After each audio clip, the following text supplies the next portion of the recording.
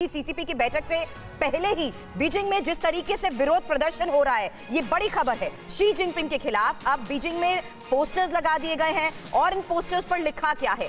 लिखा है तानाशाह को हटाओ।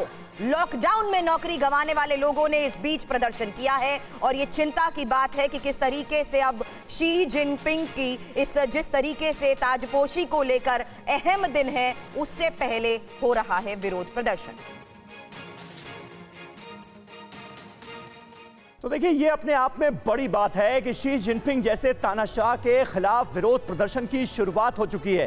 कैसे तानाशाह बने जिनपिंग, ये जरा हम आपको बताते हैं। कुछ अहम डिटेल्स इस बाबत हम आप तक पहुंचाने की कोशिश करते हैं। खुद को प्रोग्रेसिव और रिफॉर्मर के तौर पर, चीन के एक प्रोग्रेसिव और रिफॉर्मर नेता के तौर पर शी जिनपिंग ने अपने आप को पेश किया, खुद को पेश किया और धीरे धीरे सारी शक्तियां खुद में सीमित कर ली।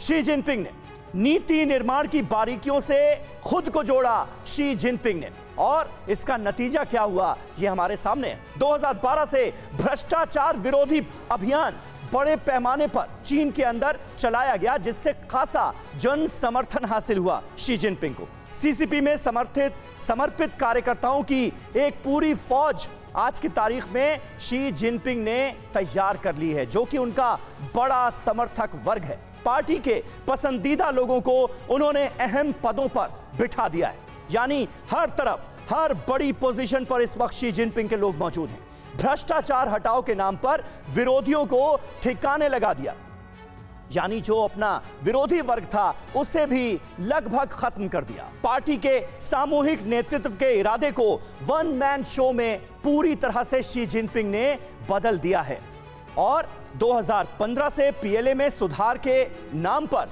बड़ा अभियान चलाया।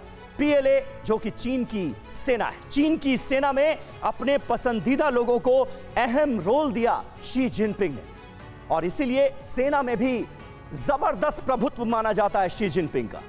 2017 में पार्टी के संविधान में बदलाव करवाया, जिसकी जानकारी हमारे सहयोगी आपको बीजिंग से दे रहे थे। संविधान में अपने समाजवादी विचारों को शामिल करवाया, समाजवादी विचारों को भी एक तरह से मोल्ड किया गया, शी जिनपिंग के हिसाब से इनमें परिवर्तन किए गए। 2018 में संविधान संशोधन कर राष्ट्रपति पद की समय सीमा हटा दी गई।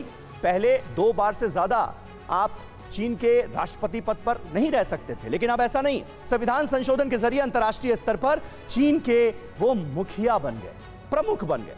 सरकारी मीडिया को सीसीपी के इशारों पर काम करने वाला उन्होंने बनाया। आज की तारीख में चीन में जो निष्पक्ष मीडिया है उसकी कोई जगह नहीं है। सरकारी मीडिया के थ्रू ही सारी खबरें चीन से छन छन कर आती हैं। इसलिए भी आज का जो दिन है वो बहुत अहम है। 22 तारीख का दिन जो है वो और ज्यादा इंपॉर्टेंट होगा। सुरभि, यही वजह है समीर, ये कहना सही होगा कि ये खबरें जिस तरीके से चीन में दबाने और छुपाने की कोशिश की जाती है। मनीष झा हमारे सहयोगी लगातार हमें ये जानकारी देते हैं, और मनीष, ये मैं आपसे ही अब जानना चाहूंगी, कोरोना काल के दौरान चीन के हालात को दबाने और दुनिया के सामने छुपाने की कोशिश की गई, लेकिन टीवी9 भारतवर्ष ने एक बात बताई कि कोरोना के हालात से निपटने में क्या तरीका अपनाया गया और गिरती अर्थव्यवस्था कितनी बड़ी चुनौती चीन के लिए बनी रही। यही वजह है कि आज सड़क पर विरोध प्रदर्शन हो रहा है और बगावत हो रही है शी जिनपिंग के खिलाफ।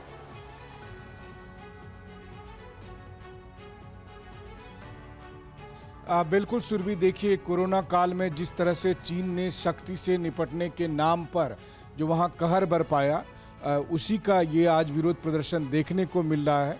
अर्थव्यवस्था की हालत खराब है। अंतर्राष्ट्रीय मंचों पर चीन के खिलाफ नकारात्मक संदेश हो रहे हैं। अमेरिका और दूसरे और देश भी चीन की नीति के खिलाफ लामबंद हो रहे हैं।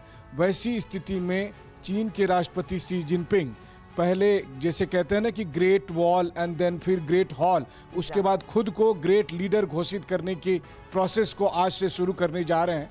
1 हफ्ते के बाद वो ये बताएंगे कि इस धरती पर चीन का अगर कोई लीडर है तो बस वो शी जिनपिंग ही है, और उसी की पूरी प्रक्रिया हो रही है कि 2300 में से 200 पहले चुने जाएंगे, 200 में से 25 चुने जाएंगे, 25 में से फिर 7 चुने जाएंगे। ये वो 7 होंगे जो उनकी हर बात में हाँ मिलाते हैं और रोजाना उनके कामकाज को आगे बढ़ाएंगे।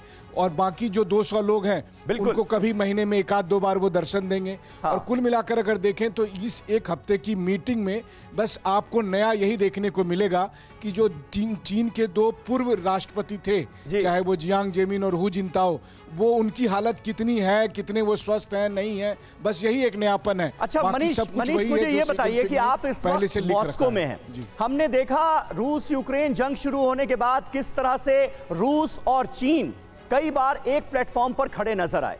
कई बार भारत में भी इस खबर ने चिंता लोगों की बढ़ाई कि देखिए रूस और चीन अगर एक प्लेटफॉर्म पर आ गए तो हमारे लिए भी आने वाले वक्त में कुछ मुश्किलें पैदा हो सकती हैं। रूस चीन को किस तरह से, किस नजरिए से आज देख रहा है, और क्या व्लादिमीर पुतिन ये चाह रहे हैं कि शी जिनपिंग ही इस पद पर रहें तो रूस के लिए बेहतर होगा?